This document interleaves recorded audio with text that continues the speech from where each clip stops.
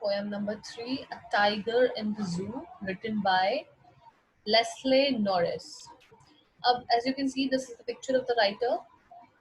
हम इसको एक पिक्चर से आइडेंटिफाई करते हैं. As you can see the poem is a tiger in the zoo. यहाँ पे आपको जो नजर आ रहा है कि पोएट ने एक टाइगर, एक एनिमल को बताया गया है कि कैसे वो जू में रहता है और उसकी कंडीशन और उसकी सिचुएशन क्या है. This is what he has explained in this chapter. थोड़ा पोएट के बारे में समझ लेते हैं. About the poet, George Leslie Norris was a prize-winning Welsh poet and short story writer. ये जो राइटर हैं जॉर्ज लेस्ले नॉरिस, ये इन्होंने बहुत सारी पोएम्स लिखी हैं और पोएम्स लिखने के साथ साथ इन्होंने बहुत सारी छोटी छोटी स्टोरी राइटिंग भी की है और इसकी वजह से, उनके काम की वजह से उन्हें काफी सारे प्राइजेस मिले. He is a very famous poet. He is considered as most important Welsh writers of the post-war period, and his literary works have won many prizes. उन्होंने लड़ाइयों की जो टाइम था, जो उसके बारे में, वॉर से रिलेटेड काफी सारी उन्होंने अपनी राइटिंग्स में बहुत चीजें लिखी हैं और जो उनका काम है लिखने का, उसकी वजह से उन्हें बहुत सारे प्राइजेस मिले हैं. जो उनके फेमस वर्क्स हैं, जो कि जिनके टॉपिक्स या टाइटल दिए गए हैं, finding gold, loud winder, phoenix living, poets series, ransoms etcetera. तो इस तरीके के काम उन्होंने किए थे. बहुत अच्छे अच्छे राइटिंग्स उन्होंने लिखी है जिसकी वजह से उनको अवार्ड्स मिले थे. अब यहाँ पे एक इंट्रोडक्शन देख लेते हैं हम इस पोएम का. जो पोएम यहाँ पे लिखी गई है लेस्ले नॉरिस ने, इसमें एक्सप्लेन किया गया है एक टाइगर जो कि पिंजरे में बंद है और वो कितना हेल्पलेस फील कर रहा है और वो कितना गुस्से में है, जो कि जू के अंदर बंद है. दूसरा पोएट ने यहाँ पे एक्सप्लेन किया गया है कि जो पोएट जो कि एनिमल है, वो अभी तो पिंजरे में बंद है जू के अंदर, लेकिन अगर वो फ्री हो जाएगा तो उसकी लाइफ कैसी होगी. और साथ ही साथ पोएट ने ये कोशिश की है एक्सप्लेन करने की, जो एनिमल्स की कंडीशन होती है जू के अंदर, एक पिंजरे के अंदर, वो कितनी बेकार होती है, लेकिन इंसानों के लिए वो एक फन की बात है. वो अपने फन के लिए जानवरों को पिंजरे में बंद कर देते हैं. ठीक है. So this is the introduction जो हम इस पूरे के पूरे चैप्टर में पढ़ने वाले हैं. अभी हम स्टार्ट करते हैं इसका stanza number 1 which says, he stalks in his vivid strides the few steps of his cage on paths of velvet white in his white rage. अब यहाँ पे आप difficult word as I have mentioned here, you can see stalks. Stalks का मतलब होता है follow करना किसी को, यानी या आप चलना, वॉक करना. विविड का मतलब होता है ब्राइट कलर्ड. ब्राइट कलर्ड से यहाँ पे एक्सप्लेन किया गया है टाइगर को, कि एक टाइगर जो कि अपनी विविड स्ट्रिप, यानी बहुत ब्राइट कलर की जो उसकी स्ट्राइप्स है. अब ब्राइट कलर से क्या मतलब है, एक टाइगर में येलो कलर की स्ट्राइप्स होती है, ब्लैक कलर की होती है, तो वो बहुत ज्यादा ब्राइट लग रही है, बहुत ब्यूटीफुल सी लग रही है. तो वो अपनी इस ब्यूटीफुल इमेज, इस अपनी विविड स्ट्राइप्स के साथ क्या कर रहा है, स्टॉक कर रहा है. कहाँ स्टॉक कर रहा है, केज में, पिंजरे में, जू के अंदर. लेकिन जो वो वॉक कर रहा है, उसकी स्टेप्स बहुत छोटी हैं क्योंकि पिंजरे के अंदर जगह बहुत कम है. वो जंगल के जैसे फ्री तो नहीं है, वो एक बहुत ही कम जगह में है, तो वो बहुत छोटे छोटे स्टेप्स ले रहा है. और जो उसके स्टेप्स है वो कैसे लग रहे हैं, वेलवेट की तरह लग रहे हैं, on pads of velvet quiet. अब वेलवेट देखो, as you can see, velvet एक सॉफ्ट टेक्सचर होता है आपका. ठीक है. उसमें यहाँ पर उसको वेलवेट बोला गया, लेकिन वेलवेट का मतलब कोई नॉर्मल वेलवेट नहीं है. वेलवेट का मतलब यहाँ पे जो टाइगर है उसको कंपेयर किया गया है उसके पॉज से. ठीक है. As you can see, pads here refer to as paws of the tiger. ठीक है. कि उसको कंपेयर किया गया कि उसके जो पंजे हैं वो ऐसे लग रहे हैं जैसे कि कोई वेलवेट का पैड हो, क्योंकि वो बहुत शांत है. जब टाइगर चल रहा होता है तो उसमें आवाज नहीं आ रही होती है और वो बहुत ही ऐसा ऐसा लगता है जैसे कोई वेलवेट की कुछ चीज जो है चल रही हो. और जब वो चल रहा है तो वो गुस्से में है, लेकिन कैसे गुस्से में है, क्वाइट गुस्से में, एकदम बिल्कुल शांत गुस्से में. मतलब जब कोई गुस्सा होता है तो वो बहुत ज्यादा शोर करता है, चिल्लाता है, वो शांति तो बनाए नहीं रखता. लेकिन टाइगर का गुस्सा यहाँ पे है भी, लेकिन शांत बिहेवियर में, एकदम ऑपोजिट चीज बताई गई है यहाँ पर. क्यों? क्योंकि पिंजरे के अंदर वो अपना गुस्सा किसी को नहीं दिखा सकता, वो किसी से रिएक्ट नहीं कर सकता. वो क्या करेगा, सिर्फ ये करेगा, अपने गुस्से को शांत करके रखा जो है पिंजरे में बैठेगा.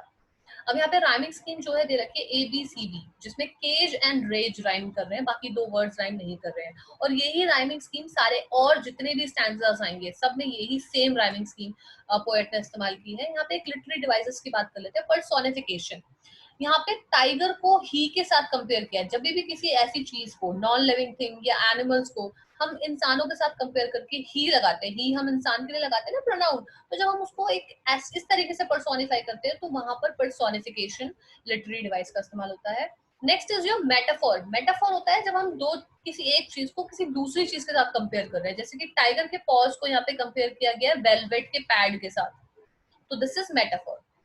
Third is your enjambment, as I told you in the earlier classes also, कि जब एक सेंटेंस कंटिन्यू करके 2 लाइंस में लिख दिया जाए एक ही पोएम के अंदर, तो उसको एन्जैम्पमेंट कहते हैं, जिसमें कोई पंक्चुएशन मार्क ना हो। इमेजरी, यहाँ पे क्या कौन सा पोएटिक डिवाइस है? इमेजरी में होता है आप जब पोएट एक इमेज बनाने की कोशिश कर रहा है, जैसे कि यहाँ पे पोएट ने टाइगर की इमेज हमारे सामने लाने की कोशिश की, जिस वो टाइगर जिसकी विविड स्ट्राइप्स थी, बहुत कलरफुल ब्राइट कलर की स्ट्राइप्स हैं, येलो एंड ब्लैक कलर की। तो what he is trying to do, he is trying to create an image. Next is जो कॉन्सोनेंस। कॉन्सोनेंस होता है जहां पे कोई कॉन्सोनेंट साउंड बहुत प्रोमिनेंट हो, बार बार आए, जैसे कि एस आपका स्टॉक्स में आया है, हिज में आया है, स्ट्राइप्स में आया है। So what it is a consonance literary devices. और ये कॉन्सोनेंस लिटरेरी डिवाइसेस बहुत सारे आगे जो स्टैंजास है उसमें इस्तेमाल किया गया है। ऐसे ही एसोनेंस। एसोनेंस होता है वाउल साउंड जब बहुत रिपीटेड, जैसे आई बहुत रिपीटेड है, in his vivid stripes, vivid में भी आपका आई है, इनमें भी आपका आई है, हिज में भी आपका आई है, और स्ट्राइप्स में भी आपका आई है। ठीक है।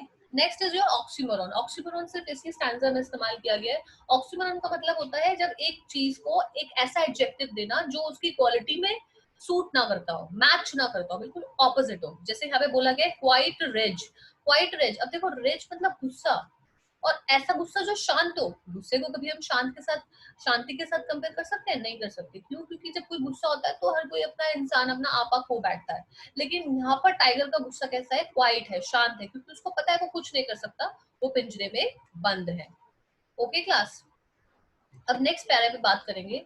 He should be lurking in shadow, sliding through long grass near the water hole where plum deer pass. अब पोएट बता रहा है कि उसको केज में नहीं होना चाहिए, उसको अपनी फ्रीडम, अपनी फ्री जगह पे होना चाहिए। कहाँ पे होना चाहिए? जंगलों में होना चाहिए। अगर वो जंगलों में होता तो वो क्या करता? अब लर्किंग का मतलब होता है छुप जाना अपने शिकार को देखकर। तो अगर उसको छोड़ देंगे आप तो वो क्या करेगा? अपने शिकार करेगा। और शिकार कैसे करेगा? शिकार का वेट करते करते वो छुप जाएगा, और जैसे ही उसको पता चलेगा कि उसका जो फेवरेट जो शिकार है, जो कि डियर, हिरन जिसे हम बोलते हैं, अगर वो उसको नजर आ जाए तो वो छुप जाता है। और फिर क्या करता है? लंबी लंबी घासों से स्लाइड करता हुआ इतनी शांति से आता है कि उस पर अटैक कर सके, उस डियर पे जो कि पानी पीने आया है। तो usually tiger used to do, उसको पता होता है कि और अदर एनिमल्स पानी पीने तो जरूर आएंगे, तो वो पानी के जगह पर छुप जाता है और वहां से जानवरों का वेट करता है, और उनके आने पर एकदम स्लाइड करते हुए आता है कि आवाज ना आए, और उन पर अटैक कर देता है। Again the rhyming scheme here is ABCD, grass and pass is rhyming words, other two words are not rhyming. Literary devices की बात करें तो एन्जैम्पमेंट है, अगेन पंक्चुएशन मार्क नहीं है कुछ लाइंस में, कंटिन्यू हो रही है एक ही सेंटेंस। एलिट्रेशन है आपके प्लम और पास में, प्लम और पास दोनों में PT साउंड जो है वो स्टार्टिंग में दे रखा है, तो this is alliteration. Imagery, again poet जो है एक इमेज क्रिएट कर रहा है टाइगर की एक्टिविटी की। वो क्या एक्टिविटी है? कि वो शैडो में छुपकर कैसे अपना अटैक कर रहा है अपने शिकार को। ठीक है। So this is imagery. Now next is he should be snarling around houses at the jungle's edge, wearing his white fence, his claws terrorizing the village. अब यहाँ पे स्नार्लिंग का मतलब होता है कि एक ऐसा साउंड क्रिएट करना जब एनिमल्स किसी को वॉर्न कर रहे होते हैं तो आवाजें निकाल रहे होते हैं। वेयरिंग का मतलब होता है अनकवर्ड, ढका ना होना। फेंस का मतलब होता है आपका एनिमल के तेज दांत। अब यहाँ पर जो पोएट है वो ये बोल रहा है कि अगर आप उसको जंगल में छोड़ दो तो वो क्या करेगा? जंगल के किनारे पर जो भी जंगलों के किनारे पर जो गांव बसते हैं, उस गांव के पास जाकर जो घर है उनके पास जाके वो क्या करेगा? स्नॉल करेगा, उनको वॉर्न कर देगा अपनी आवाज से। और जब वो वार्न कर रहा होगा तो उसकी इमेज कैसी होगी, उसके दांत जो होंगे बिल्कुल वाइट होंगे, जो कि कवर नहीं है, वो बहुत डरावने हैं, बहुत डेंजरस है। इवन हिज क्लॉज भी, उसके पंजे भी कैसे हैं, बहुत पैने हैं। तो वो उनकी ताकत के साथ क्या करेगा, विलेज के लोगों को टेरराइज करेगा, उनको डराएगा। तो ये उसका जो है नेचुरली जो उसकी रियलिटी है वो इसी चीज से बिलोंग करती है। Again the rhyming scheme here is ABCB where edge and village is rhyming. Okay, your next stanza is, next stanza से पहले हम एक बार लिटरेरी डिवाइस देख लेते हैं इसका। लिटरेरी डिवाइस में एन्चैंटमेंट अगेन इस्तेमाल किया गया है, यानी एक ही सेंटेंस को 2-3 लाइंस में किया गया है। Next is onomatopoeia, this is a new literary device. इसका मतलब होता है जब आप कोई ऐसे वर्ड का इस्तेमाल करें जो किसी साउंड को डिनोट कर रहा हो, जैसे यहाँ पे स्नॉर्लिंग वर्ड का इस्तेमाल किया जो कि एक साउंड को डिनोट करता है।